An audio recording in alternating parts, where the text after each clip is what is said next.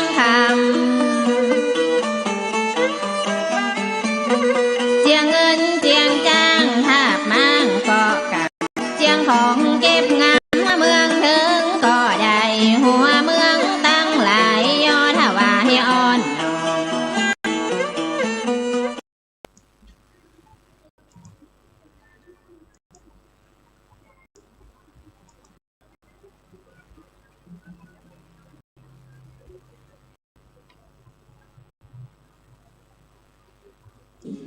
여전히 강력한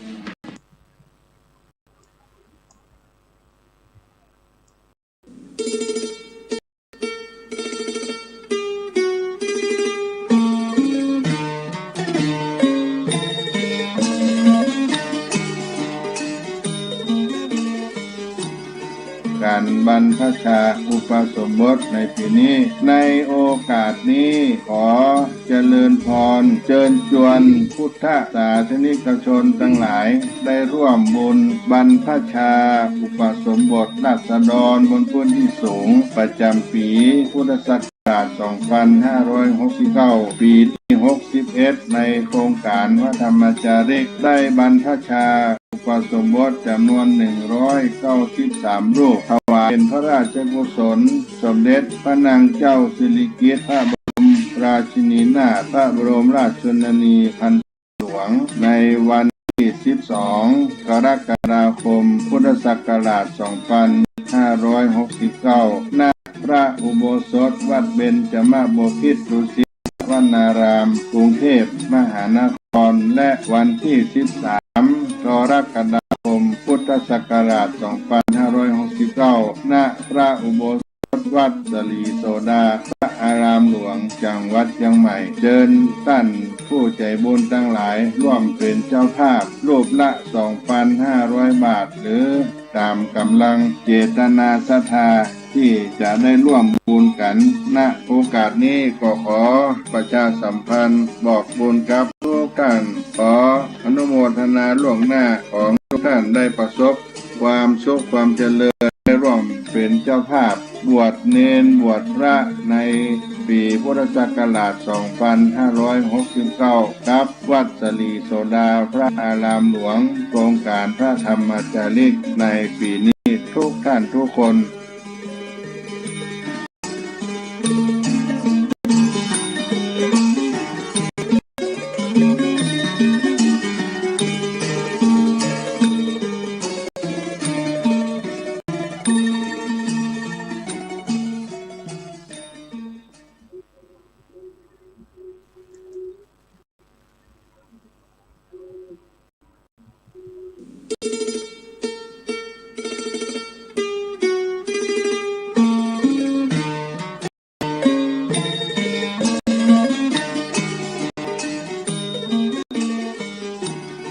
การบรรพชาอุปสมบทในปีนี้ในโอกาสนี้ขอ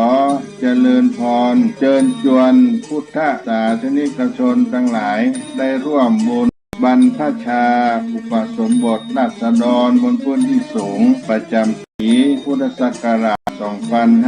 2569 ปีที่ 61 ในโครงการพระธรรมจาริกได้บรรพชาอุปสมบทจำนวน 193 รูปถวายเป็นพระราชกุศลสมเด็จพระนางเจ้าสิริกิติ์พระบรมราชินีนาถพระบรมราชชนนีพันปีหลวงในวันที่ 12 กรกฎาคม พุทธศักราช 2569 ณ พระอุโบสถวัดธรรมบพิตรดุสิตวนารามกรุงเทพมหานครและวันที่ 13 กรกฎาคม พุทธศักราช 2569 ณ พระอุโบสถวัดสลีโสดาพระอารามหลวงจังหวัดเชียงใหม่เชิญท่านผู้ใจบุญทั้งหลายร่วมเป็นเจ้าภาพรูปละ 2,500 บาทหรือตามกำลังเจตนาศรัทธาที่จะได้ร่วมบุญกันณโอกาสนี้ก็ขอ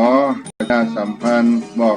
กับทุกท่านขออนุโมทนาล่วงหน้าของทุกท่านได้ประสบความสุขความเจริญได้ร่วมเป็นเจ้าภาพบวชพระในปีพุทธศักราช 2569กับวัดสลีโสดาพระอารามหลวงโครงการพระธรรมจาริกในนี้ทุกท่านทุกคน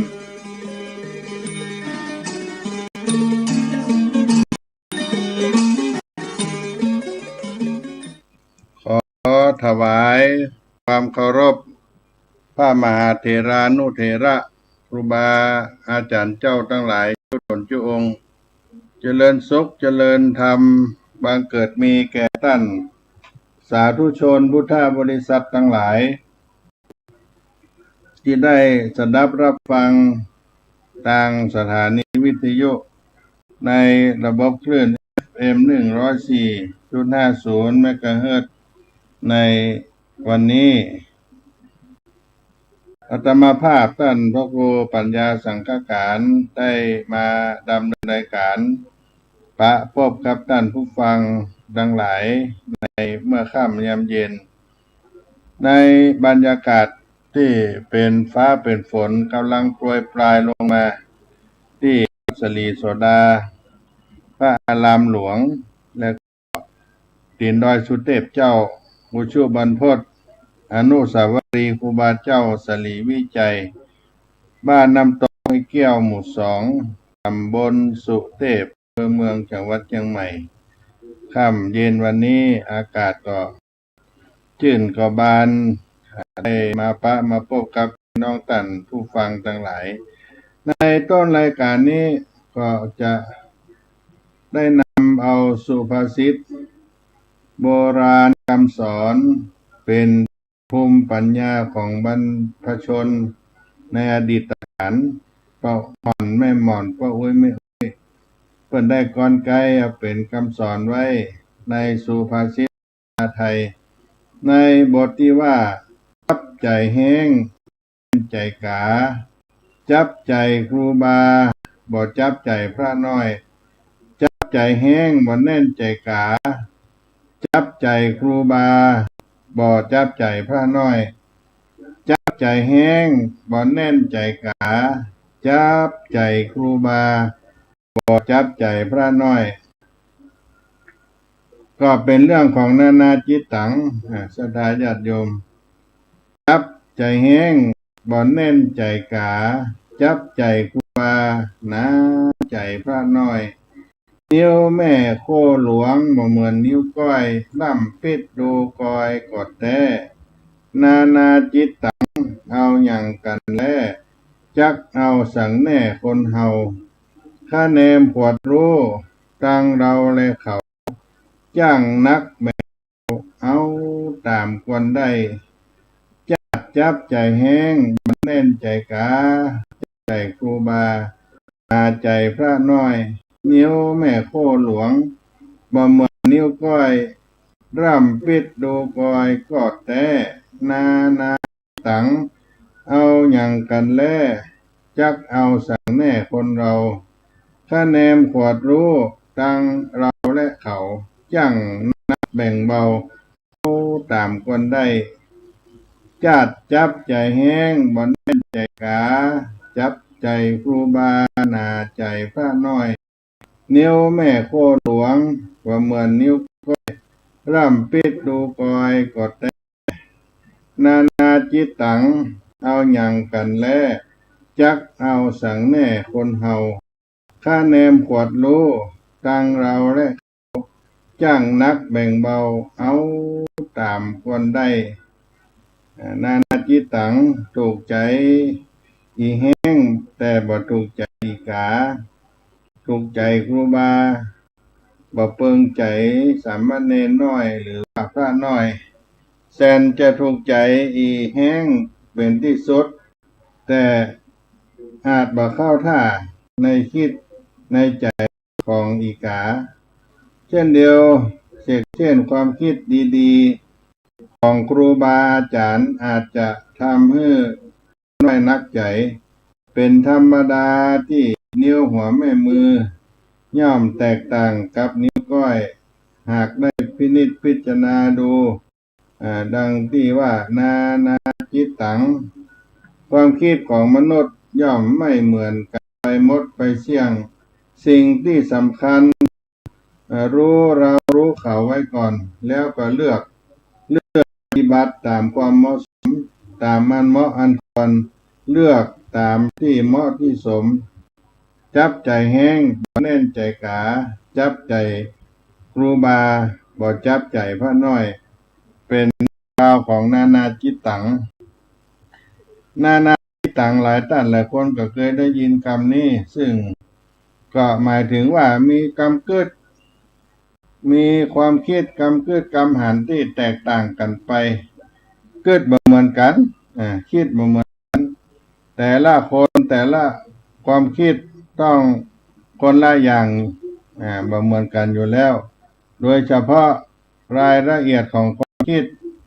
ย่อมเป็นเรื่องนานาจิตตังเป็นแน่นอนแต่ว่าในทางคำสอนในทางพระพุทธศาสนาเพิ่นให้คำสอนไว้ว่าในความคิดความหันนั้นคำเกิดคำหันนั้นมี3อย่าง1เกิดให้เสียสละบ่เกิดอยากได้ไป2เกิดในเมตตาบ่เกิดอาฆาตไผ3เกิดในทางที่ดีกรรมเกิดอยู่3ประการคิดให้เสียสละไม่คิดอยากได้เกินไปคิดเมตตาไม่คิดอาฆาตไผคิดในทางที่ดี3อย่างถ้าเราคิดเหมือนกันทั้ง3อย่างนี้จิตจะมีความสุขยิ่งคิดก็ยิ่งสบายใจความเป็นการกำกับความคิดของเราเป็นของเราเองเราก็เอาไปพิจารณาดูถ้าความคิดของเราบ่ตรงกับของคนอื่นหรือคนอื่นมีความคิดต่างไปจากเราก็อย่าไปโกรธไปว่าคนอื่นเพิ่นเขาเพราะพื้นฐานสภาวะจิตใจของแต่ละคนมันบ่เหมือนกันเพียงแต่ว่าถ้าคนเฮาหันความคิดของใครว่าดีมีประโยชน์แล้วก็จะจดจำเอาใจเป็นคำสอนนานาจิตตังสุภาษิตโบราณล้านนามาปั่นมาฝากจับใจแห้งบ่แน่นใจกาจับใจครูบาบ่จับใจพระน้อยนานาจิตตังคนเฮาย่อมมีความคิดความเชื่อความชอบความคิดความหันที่แตกต่างไปเป็นธรรมชาติในทางธรรมการมองหันต่างนี้ก็ช่วยลดความขัดแย้งสร้างความหันอกหันใจและก็วางความคาดหวังการเอาไปปรับใช้เรื่องนานาจิตตังต่างคนต่างใจทุกคนเติบโตมาต่างกันพื้นฐานอารมณ์และมุมมองก็บ่ต่างกันต่างกันเป็นเรื่องธรรมดาที่คนเราจะคิดหันมาตรงกันการยอมรับความหลากหลายก็จะลดตัดสินผู้อื่นการยอมรับความแตกต่างช่วยให้เราเป็นสุขไม่เก็บไม่เก็บเอาความหันของคนอื่นมาให้ใจเราได้ขุ่นมัวและก็ปล่อยวางพระพุทธศาสนาได้สอนว่าเมื่อเราเข้าใจสัจธรรมข้อนี้เราจะบ่ทุกข์ใจเมื่อมีคนมาหันตัวก็บ่ได้ทุกข์ใจเราปล่อยวางยอมรับความหลากหลายต่างคนต่างใจนานาจิตตังเป็นสิ่งที่ความคิดความเชื่อความชอบคนเราก็ต้องแตกต่างแต่ว่าควรเลือกควรปฏิบัติตามความเหมาะสมตามกฎตามกติกาก็จะเป็นแนวทางที่ดีในชีวิตของเราก็เอามาปั่นมาฝากพี่น้องท่านสาธุชนผู้ฟังในธรรมสุภาษิตโบราณล้านนาไทย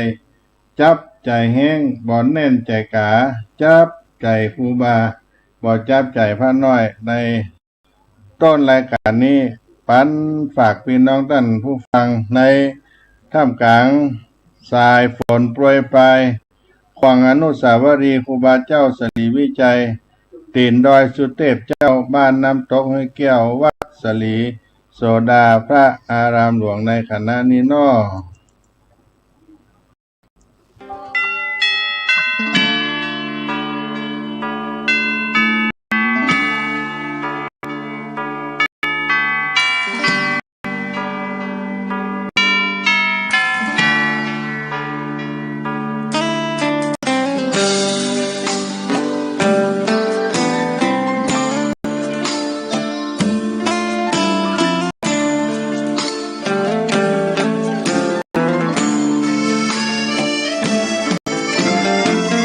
เชิญชวนทุกท่านเข้าวัดเข้าวาฟังธรรมะจากหลวงตาเสริมชีวาให้สุขสดใสยึดมั่นหลักธรรมคำสอนไว้ให้ขึ้นใจความดีรีบทำกันไว้หญิงชายอย่าได้นายนี้ ชวนทุกท่านเข้าวัดเข้าวาบุญด้วยจิตศรัทธาบุญพาให้เราสุขีจะทำการใดในสิ่งดีทำบุญให้ทานวันนี้ไม่มีใครว่าใครชังสมัยก่อนประทับใจปู่ย่าตายายวันพระไม่เคยเบื่อหน่ายได้ไม่ลืมสักครั้งเหตุใดวันนี้มีคนเข้าวัดน้อยจังอยากให้เหมือนก่อนอีกครั้งฝากความหวังกับคนรุ่นใหม่เชิญชวนทุกท่านเข้าวัดเข้าวารับศีลรับพรหลวงตาเสริมคุณค่าให้กับจิตใจกระทำความดีเรื่องนี้ไม่ต้องอายใครว่างจากการงานเมื่อใดเชิญชวนท่านไปทำบุญ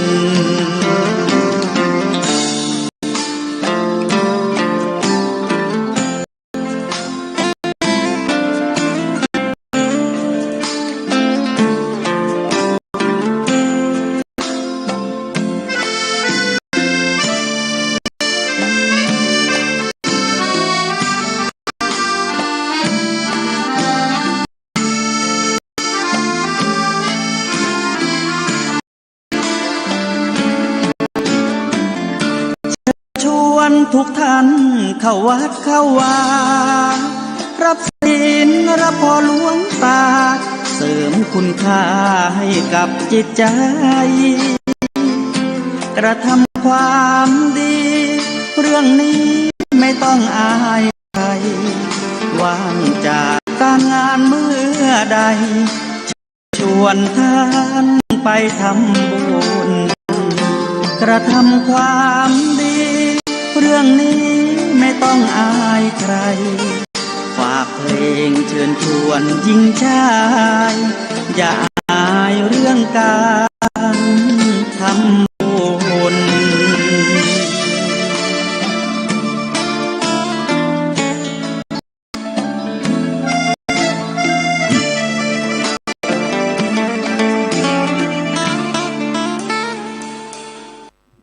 ก็มาพบกันในช่วงที่2สาระเสียงธรรมวัดสลีโสดาพระอารามหลวงกับอาตมาภาพท่านพระครูปัญญาสังฆการได้มาดำเนินรายการมาพบพี่น้องท่านสาธุชนท่านผู้ฟังทั้งหลาย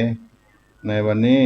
ได้จากกันไปถึงเรื่องการบวชการบรรพชาอุปสมบทงานประเพณีประจำปีของวัดสลีโสดาพระอารามหลวงซึ่งการบวชพระญาติโยมเป็นการประพฤติปฏิบัติธรรมบวชประพฤติพรหมจรรย์ใน ทางพระพุทธศาสนาเป็นผู้ที่อยู่ในอุดมเพศแม้แต่พระราชามหากษัตริย์พ่อแม่ก็ต้องไว้ในศีลธรรมกรรมฐานสุปฏิปันโนเป็นผู้ปฏิบัติงามอุชุปฏิปันโนเป็นผู้ปฏิบัติตรงยายาปฏิปันโนเป็นผู้ปฏิบัติควรสามีจิปฏิปันโนเป็นผู้ปฏิบัติชอบเป็นพระมีดีตรงไหนเป็นพระมีดีตรงที่มีศีลความเป็นพระเป็นภิกษุเป็นว่าผู้ประเสริฐญาติโยมชายไทยเฮาเกิดมาเป็นลูกชายเมื่อมีอายุครบ20 ปีบริบูรณ์ก็สามารถอุปสมบทหรือบวชเป็นภิกษุในพระศาสนาเพื่อศึกษาธรรมะศึกษาธรรมประพฤติปฏิบัติธรรมประพฤติปฏิบัติธรรมในการออกจากการครองเรือนมาสู่โลกภายในก็คือศึกษาธรรมะในทางพุทธศาสนาก่อนที่จะบวชก็จะต้องมีการฝึกเป็นนาคเป็นขยมเป็นลูกแก้วเป็นนาคทำไมต้องบวชนาคหรือว่าเป็นนาค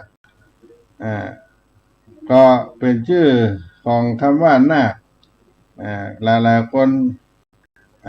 ก็อาจจะหายข้องใจในประวัติศาสตร์ของคำว่านาคในสมัยพุทธกาลนั้นเมื่อองค์สมเด็จพระสัมมาสัมพุทธเจ้าพระองค์ทรงพระชนชีพอยู่มีนาคตัวหนึ่งแปลงกายเปลี่ยนร่างมาเป็นมนุษย์มาบวชในพระพุทธศาสนาเป็นพระภิกษุอยู่มาวันหนึ่งก็ได้เผลอลับไปร่างกายก็จึงกลายเป็นนาคโยมกลายเป็นนาคกลายเป็นดังเดิมภิกษุตนอื่นทุกเจ้าตนอื่นได้หันก็เกิดความกลัวคนมากลายเป็นนาคเป็นงูพระพุทธเจ้าทรงทราบก็จึงได้ตรัสถามได้ความว่าเพราะเกิดศรัทธาในพระพุทธศาสนาก็จึงแถลงเพศปลอมตัวมาเป็นคนมาขอบวชพระพุทธองค์ก็ได้ดำริว่าสัตตลิฉัน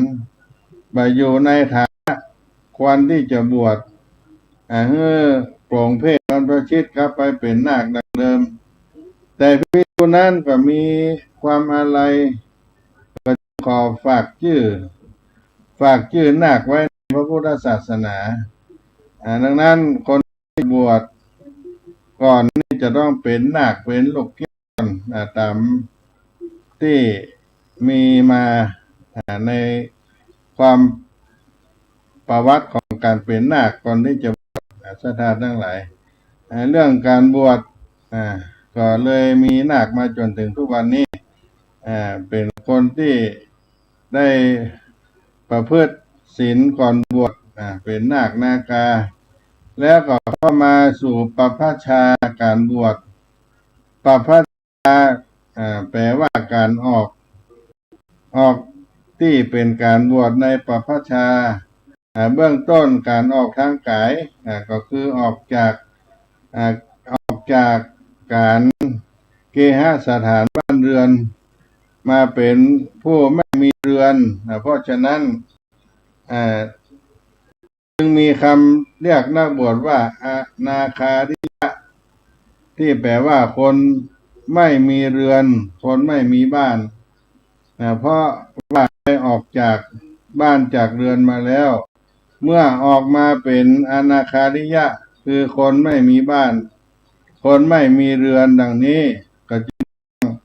มีความเป็นอยู่เกี่ยวพันกับนิสัยสี่ของบรรพชิตผู้บวชคำว่านิสัยนั่นก็มีอยู่สองอย่างนิสัยที่เป็นภายนอกได้แก่ปัจจัย เป็นเครื่องอาศัยซึ่งนับว่าจำต้องอาศัยขาดบ่ได้นิสัยเป็นที่ภายในได้แก่นิสัยจิตใจก็หมายถึงพื้นเพของจิตใจนิสัยภายนอกก็ปัจจัยเครื่องอาศัยที่จำเป็นสำหรับผู้บวชก็เที่ยวบิณฑบาตนุ่งห่มผ้าปังสุกุลอยู่คนต้นไม้ฉายาด้วยน้ำมุดเต้าดังนี้ก็บอกเมื่ออุปสมบทเสร็จแล้วการที่ได้อุปสมบทเสร็จแล้วก็บอกนิสัยสี่ทำไมก็จึงต้องบอกนิสัยสี่เพราะว่าเมื่อออกจากบ้านจากเรือนมาเป็นอนาคาริยะคือคนบ่มีบ้านบ่มีเรือนจะทำอย่างไรครอบครัวก็บ่มีจะต้องเที่ยวขอเขาคือเที่ยวบิณฑบาตถ้านุ่งห่มจะได้ที่ไหนก็ต้องเที่ยวเก็บเอาผ้าที่เปิ้นขว้างเปิ้นทิ้งที่เปิ้นบ่ต้องการมาทำเป็นผ้านุ่งผ้าห่มที่อยู่อาศัยอยู่ที่ไหนบ้านก็มีโดยที่สุดก็ต้องอยู่ตามต้นไม้เมื่อเจ็บไข้ได้ป่วยจะหยกยาที่ไหนก็อยู่ตามโคนไม้ก็ต้องเก็บเอาผลหมากรากไม้เป็นยามาทำเป็นยาการแก้ไขตามมีตามได้เพราะฉะนั้นนิสัยสี่ก็จึงเป็นสิ่งที่จำเป็นจริงสำหรับผู้บวชตามความหมายดั้งเดิมนั่นก็คือออกมาเป็นคนไม่มีบ้านไม่มีเรือนจะต้องอาศัยนิสัยสี่อย่างเท่านั้นแต่ต่อมานักบวชมาได้มาเกี่ยวข้องกับชาวบ้านมาได้เกี่ยวข้องกับชาวบ้านชาวเมืองในฐานะที่มาเที่ยวสั่งสอนอบรมเขามาเป็นบุญญาเขตมีนาบุญก็คือนาบุญของเขาเมื่อเขามีศรัทธาก็สร้างวัดให้อยู่ก็กลายเป็นนักบวชที่อยู่วัดเมื่อมาอยู่วัดเข้าชาวบ้านชาวเมืองศรัทธามากขึ้นเขาก็มาบำรุงเรกลาภต่างๆนานาโจรมากมายด้วยกำลังศรัทธาของเขาดังที่ปรากฏอยู่เพราะฉะนั้นในบัดนี้มักจะลืมเลือนไปถึงความหมายของเดิมการบวชลืมเลือนนิสัยสี่ของการบวชจักประมาทลืมความเป็นนักบวชคือความเป็นผู้ออกดังกล่าวของตนแล้วก็ประพฤติตนบ่เหมาะสมควรก็กลายเป็นการก่อบาปก่ออกุศลก่ออกุศลขึ้นเมื่อก่ออกุศลนั้นก็ควรระลึกถึงความหมายของการบวชระลึกถึงนิสัยสี่ของการบวชที่มีความหมายเกี่ยวพันกันดังกล่าวนี้แล้วก็บ่ประมาทตั้งใจบวชประพฤติปฏิบัติธรรมตามกำลังความสามารถทำไมเขาจึงบำรุงด้วยอดีตลาภต่างๆมากมายก็เพราะเขามุ่งผู้บวชเป็นสมณะที่ดีจะมีสัพพยะคือความสะดวกสบายใจการที่จะเรียนปฏิบัติเพราะฉะนั้นก็จึงควรทำสติหรือความระลึกสัมปชัญญะความรู้ตัวเสมอว่าเขายิ่งทำบำรุงเท่าใดก็จำเป็นจะต้องทำความดีให้มากขึ้นเท่านั้นเพราะเขามุ่งเช่นนั้นเขาจึงทำนุบำรุงเมื่อเรามีกำเกิดเช่นนี้แล้วจะได้เกิดความไม่ประมาทตามที่ได้กล่าวมานี้การออกบวชทางกายจะต้องมีวิธีในการบวชออกบวชเป็นภิกษุเป็นสามเณรก็จะต้องปฏิบัติวิธีการบวชแล้วก็จะเป็นที่จะต้องรักษาปฏิบัติในสิกขาบทต่างๆตามหน้าที่ของผู้บวชในการนี้จำเป็นที่จะต้องได้ออกบวชอย่างหนึ่งก็การออกบวชทางใจปฏิบัติตั้งใจให้เกิดความสงบระงับตามพระธรรมวินัยของพระพุทธเจ้า การออกบวชทางจิตใจเป็นข้อสำคัญถ้าจิตใจบ่ออกดังเช่นจิตใจได้ฟุ้งซ่านไปในเรื่องของโลกาต่างๆโลกังเกิดไปในเรื่องของต่างโลกในเรื่องของชาวบ้านที่ได้ออกมาแล้วหรือในต่างใดต่างหนึ่งในภายนอกก็จะพาให้ร่างกายกระซับกระส่ายไปด้วยมาอาจจะปฏิบัติในสีขาของผู้บวชได้ เพราะฉะนั้นการบวชที่สมบูรณ์จำเป็นที่จะออกบวชตั้งจิตใจส่วนหนึ่งแล้วอีกประการหนึ่งบวชทำไมปัญหานี้ตอบตามพิจารณาดูตามประวัติของพระพุทธเจ้าว่าพระพุทธเจ้านั้นเมื่อทรงเป็นโพธิสัตว์ยังไม่ตรัสรู้ยังเป็นพระราชกุมารก็ทรงมีความบริบูรณ์พูนทรงทุกประการแต่บ่ได้ทรงปรารถนาถึงความแก่เจ็บความตายที่มีครอบงำสัตว์โลกทุกทวนหน้าจึงทรงประกาศประสงค์จะพบโมกขธรรมคือธรรมะเป็นเครื่องพ้นจากความแก่ความเจ็บความตายเมื่อได้ทรงประสบพบหันสมณะนักบวชก็ทรงเลื่อมใสในการบวชทรงหันว่าจะเป็นต่างแสวงโมกขธรรมคือธรรมะเป็นเครื่องพ้นจากความทุกข์ดังกล่าวนั้นได้จึงได้เสด็จออกบวชเพราะฉะนั้นจุดประสงค์แห่งการบวชของพระพุทธเจ้าจึงได้มุ่งโมกขธรรมธรรมะเป็นเครื่องพ้นจากความทุกข์ของโลกคือความแก่ความเจ็บความตายพร้อมทั้งความเกิดผู้ที่บวชตามพระพุทธเจ้าในชั้นแรกก็มีความมุ่งหมายเช่นนี้ดังในสาวกในครั้งพุทธกาลรูปหนึ่งชื่อว่าพระรัฐปาละรัฐบาลรัฐปาละท่านเป็นลูกเศรษฐีแต่ได้สละทรัพย์สมบัติออกบวชปฏิบัติจนเป็นอรหันต์ตนหนึ่งวันหนึ่งพระเจ้าแผ่นดินของแคว้นนั้นพระนามว่าพระเจ้าโกรพยะได้ถามต้านบวชทำไมเพราะคนโดยมากนั้นบวชเพราะว่ามีความเสื่อมเพราะชราบ้างความเสื่อมเพราะการป่วยบ้างมีความเสื่อมเพราะทรัพย์สมบัติบ้างมีความเสื่อมญาติบ้างแต่ว่า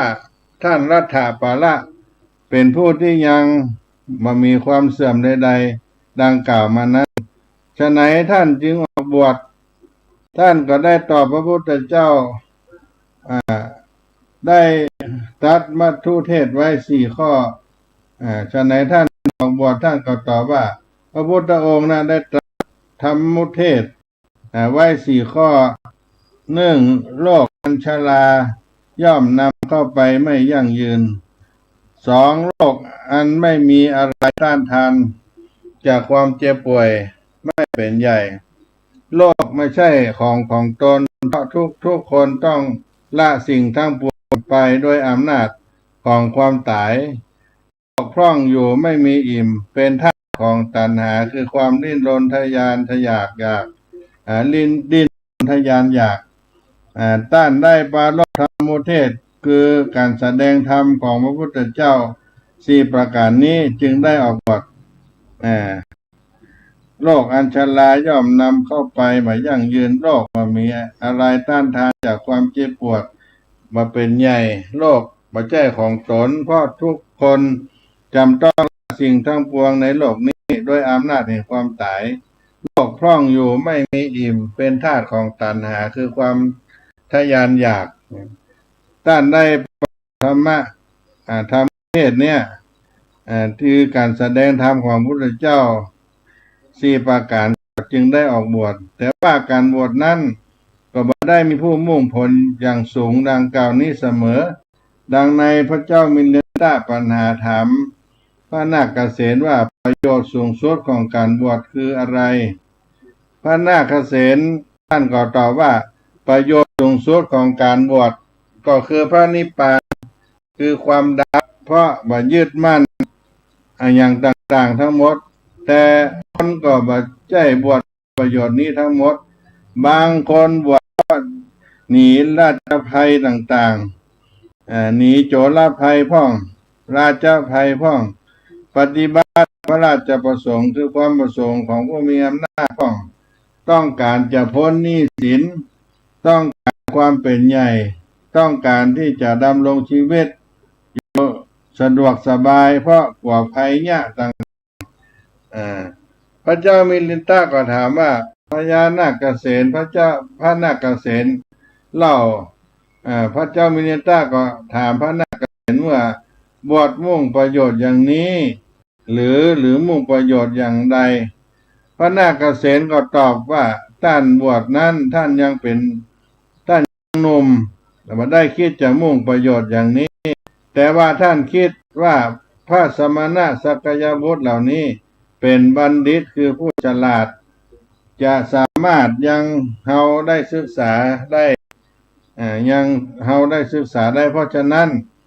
ท่านจึงได้บวชเพื่อศึกษาท่านได้ศึกษาแล้วท่านก็จึงได้เป็นประโยชน์ของการบวชเพราะฉะนั้นก็เป็นว่าท่านบวชด้วยมุ่งประโยชน์เช่นนั้นเหมือนพระนาคเกษณก็พระนาคเกษณท่านตอบพระเจ้ามิลินทาดังนี้อย่างที่หนึ่งเรียกว่าบวชได้กิ่งใบของพรหมจรรย์คือบวชมุ่งจะได้ลาภสักการะสรรเสริญเมื่อได้ก็พอใจไปเพียงเท่านั้นอย่างที่สองเรียกว่าบวชได้กระเทาะเปลือกของพรหมจรรย์คือบวชมุ่งได้ลาภสักการะสรรเสริญแต่ก็ปฏิบัติในศีลเพื่อบริสุทธิ์บูรณ์แล้วก็พอใจเพียงว่าจะปฏิบัติในศีลให้บริสุทธิ์บริบูรณ์เท่านั้นอย่างที่สามเรียกว่าบวชได้เปลือกของพรหมจรรย์เมื่อปฏิบัติในศีลได้บริสุทธิ์ได้แล้วก็ปฏิบัติสมาธิให้บริบูรณ์ก็พอใจเพียงสมาธิเท่านั้น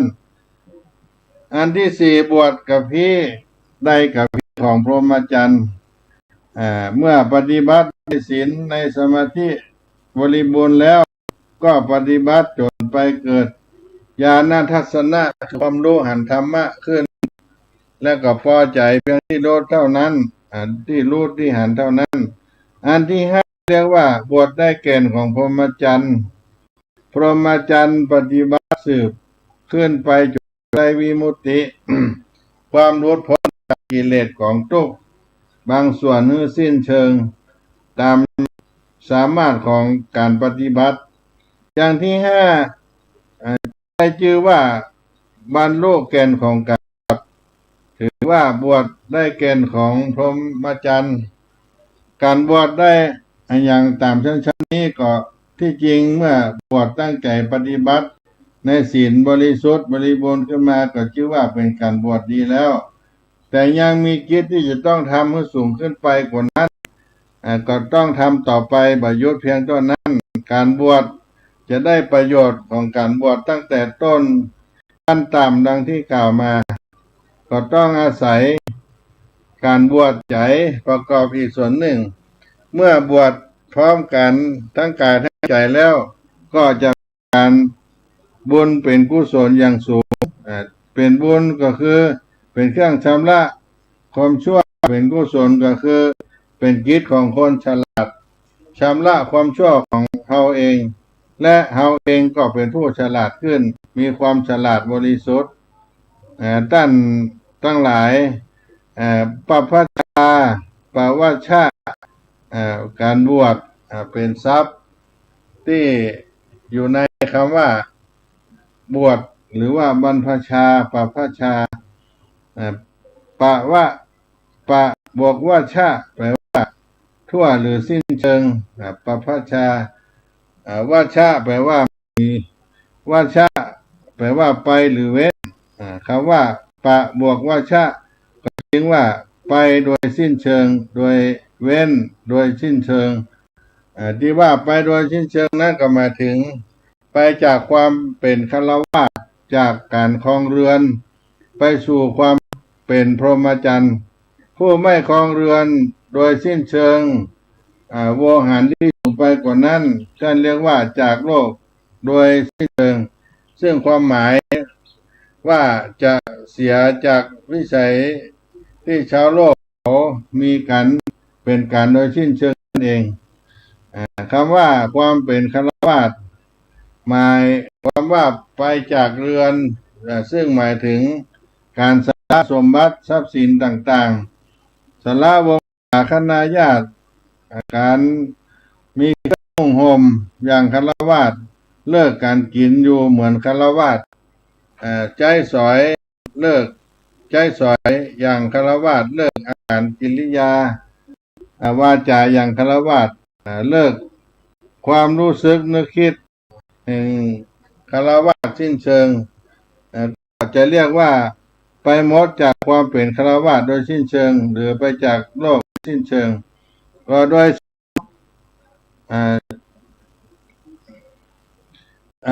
้วยการ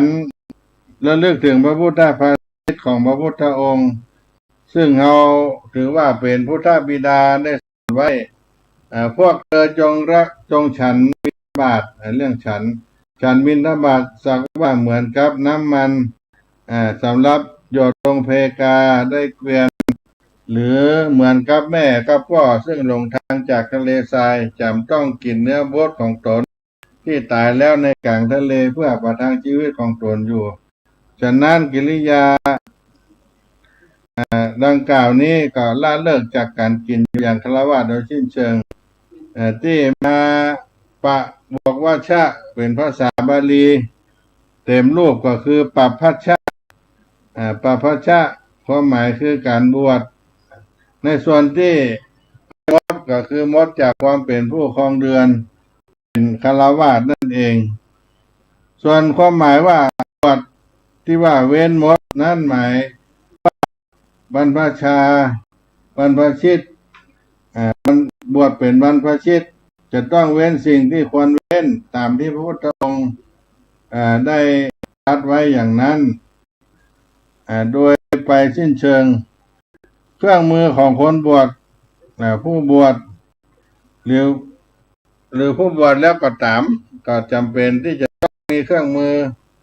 สำหรับใช้ประโยชน์ในการบวชและเป็นเครื่องป้องกันบ่ให้ได้รับอันตรายจากการบวชดังที่พระพุทธองค์ตรัสไว้ว่าการบวชที่รับเอาไปไม่ถูกทางย่อมทำอันตรายแก่ผู้บวชเหมือนใบหญ้าที่มีคมเมื่อจับดึงไม่ถูกทางย่อมบาดมือผู้จับดึงได้ฉันใดก็ฉันนั้นดังนี้ในอันดับแรกสุดผู้บวชจะต้องมีความรู้สึกและรับรู้ไว้ว่าหรือผ้า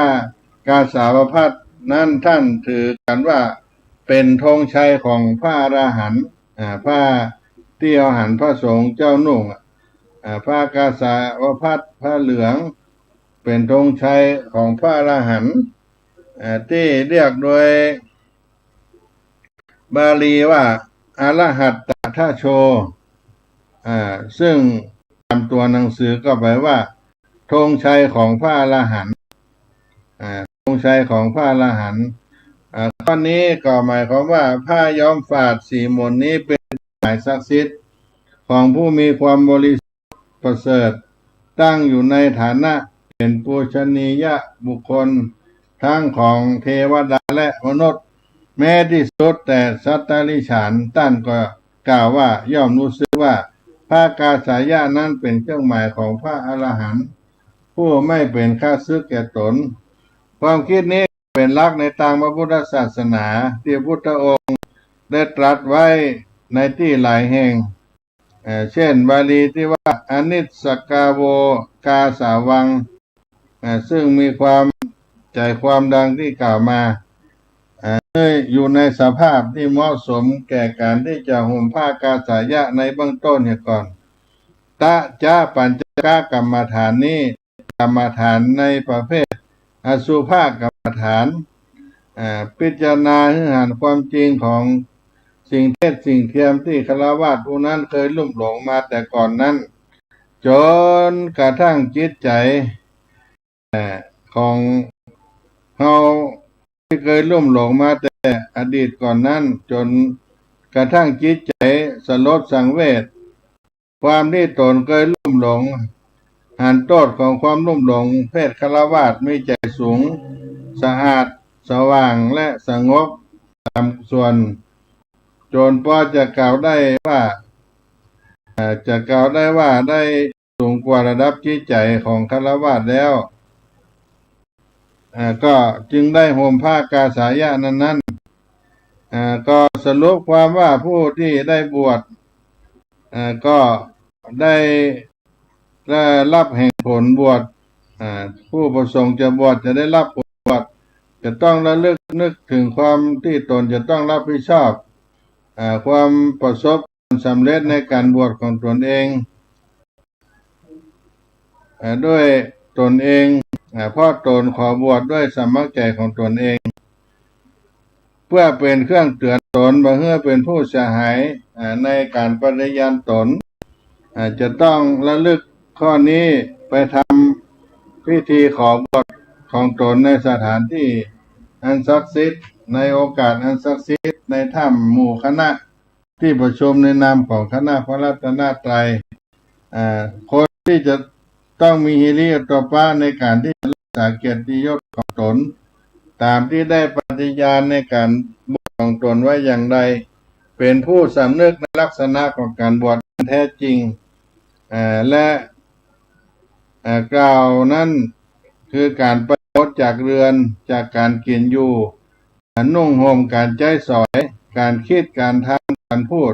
ความรู้สึกนิดหนึ่งอย่างฆราวาสสิ้นเชิงและเป็นผู้เว้นหมดจากสิ่งที่ควรเว้นควรละตามความสำคัญควรละในกรรมฐานเกิดขึ้นเรียกว่าอสุภกรรมฐานที่เขาได้เป็นการที่ได้ศึกษาที่เขาได้บวชได้ปฏิบัติผลที่จะได้แก่เขาความเป็นอย่างนี้ความสำเร็จประโยชน์ที่สุดเพราะเป็นตนมีอาวุธอันประเสริฐการบวชมีกรรมฐานเป็นต้นอสุภกรรมฐานอันเป็นบริวารที่สุดเกิดขึ้นกับเฮาที่มีการพิจารณาปัจจัยสี่เครื่องอาศัยของบรรพชิตบริโภคสำเร็จประโยชน์อย่างบริสุทธิ์ก็นับว่าเป็นอาวุธและเป็นเครื่องป้องกันการบำบัดอันตรายอันจะพึงเกิดแก่บรรพชาของตนจนกระทำเมื่อตนมีสิทธิ์อันชอบธรรมที่จะรับทักษิณาทานและกราบไหว้บูชาทั้งเทวดาและมนุษย์ทั้งหลายรู้จัก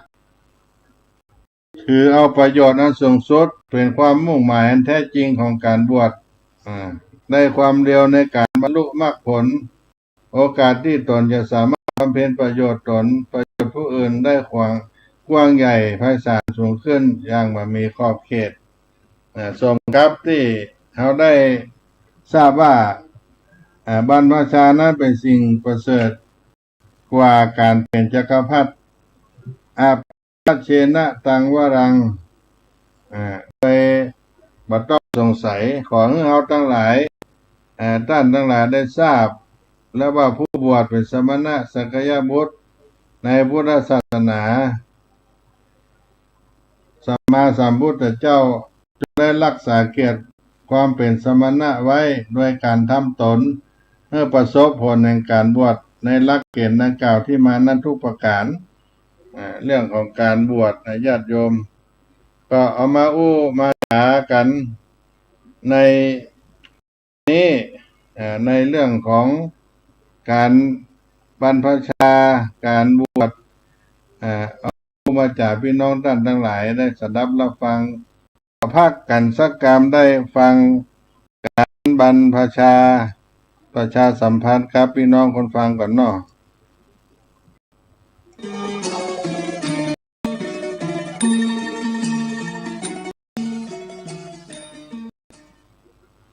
ส สิ่งดีๆ เริ่มต้นที่อะไรดีๆ เดี๋ยวมันก็ดีนะเดี๋ยวมันก็ดี เดี๋ยวมัน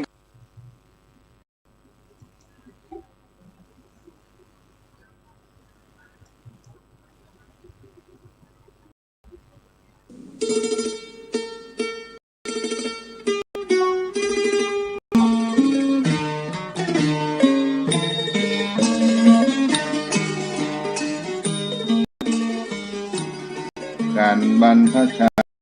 สมบทในปีนี้ในโอกาสนี้ขอเจริญพรเชิญชวนพุทธศาสนิกชนทั้งหลายร่วมบุญบรรพชาอุปสมบทราษฎรบนพื้นที่สูงประจำปีพุทธศักราช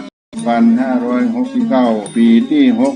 61โครงการวัดธรรมจาริกได้บรรพชาอุปสมบทจำนวน193รูปถวายเป็นพระราชกุศลสมเด็จพระนางเจ้าสิริกิติ์พระบรมราชินีนาถพระบรมราชชนนีพันปีหลวงในวันที่12กรกฎาคมพุทธศักราช2569ณพระอุโบสถวัดเบญจมบพิตรดุสิตวนารามกรุงเทพมหานครและวันที่13กรกฎาคมพุทธศักราช2569ณพระอุโบสถวัดสลีโสดาพระอารามหลวงจังหวัดเชียงใหม่เชิญท่านผู้ใจบุญทั้งหลายร่วมเป็นเจ้าภาพรูปละ 2,500 บาทหรือตามกำลังเจตนาศรัทธาที่จะได้ร่วมบุญกันณกัดนี้ก็ขอประชาสัมพันธ์บอกบุญกับทุกท่านขออนุโมทนาล่วงหน้าของทุกท่านได้ประสบความสุขความเจริญได้ร่วมเป็นเจ้าภาพบวชเณรบวชพระในปีพุทธศักราช2569ครับวัดสลีโสดาพระอารามหลวงโครงพระธรรมจาริกในปีนี้ทุกท่านทุกคน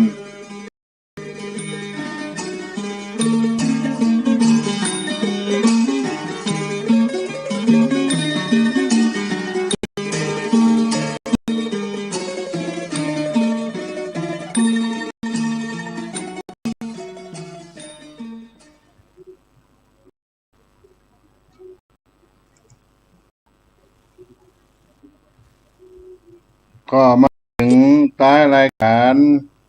สาระธรรมวัดสลีโสดาพระอารามหลวงอาตมาภาพก็ขออนุโมทนากับพี่น้องท่านผู้ฟังทั้งหลายที่ได้มีโอกาสร่วมกันในการบำเพ็ญบุญกุศลในปีนี้ก็ขออยู่เย็นเป็นสุขกันทั่วหน้าวันนี้ก็ขอล่ำลาสาธุชนให้เปลี่ยนเก้าอี้ก่อนค่อยพบกันในวันต่อไปจัตตาโลธรรมาวัฏฏันติอายุวันโนสุขังพลัง